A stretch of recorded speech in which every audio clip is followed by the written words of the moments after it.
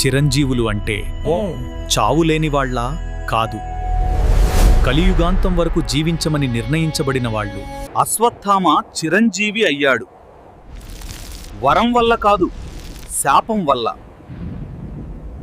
నిర్దోషులను హతమార్చిన పాపానికి మరణం లేకుండా బాధపడే జీవితం. మహాబలి చిరంజీవి అయ్యాడు. తన మాట నిలబెట్టుకున్నందుకు. నేను గర్విష్ఠుడిని కావచ్చు, కానీ నీ ధర్మాన్ని గౌరవించాను. ధైర్యంగా ఉండు. హనుమంతుడు అమరుడయ్యాడు. అపారమైన భక్తి కారణంగా. శక్తి ఉన్నా అహంకారం లేకపోతే దేవతలే ఆశీర్వదిస్తారు. వ్యాసుడు చిరంజీవి అయ్యాడు జ్ఞానం కోసం. ధర్మం తరతరాలకు చేరాలంటే రచయిత జీవించాలి. పరశురాముడు చిరంజీవి అయ్యాడు ధర్మరక్షణ కోసం.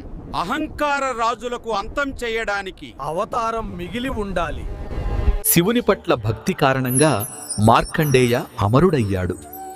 భక్తి ఉంటే మృత్యువు కూడా ఓడిపోతుంది. విభీషణుడు అమరుడయ్యాడు ధర్మం కోసం నిలబడినందుకు.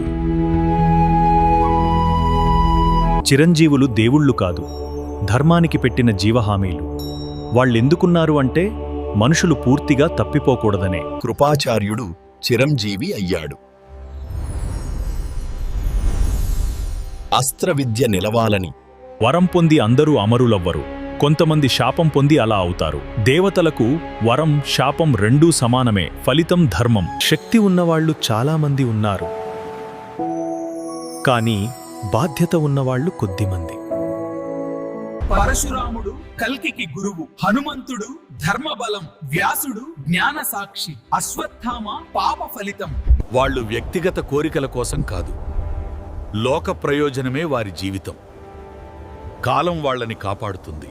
ధర్మం పూర్తిగా నాశనం కాకూడదు, చివరి వరకు సాక్షులు ఉండాలి. ధర్మం పూర్తిగా నాశన కాకూడదు, చివరి వరకు సాక్షులు ఉండాలి. చిరంజీవులు కథలు కాదు, ధర్మానికి పెట్టిన భద్రత. వాళ్ళెందుకున్నారు అంటే మనం ఇంకా మానవులుగా ఉండాలనే. చిరంజీవత్వం బహుమతి కాదు, ధర్మానికి పెట్టిన బాధ్యత.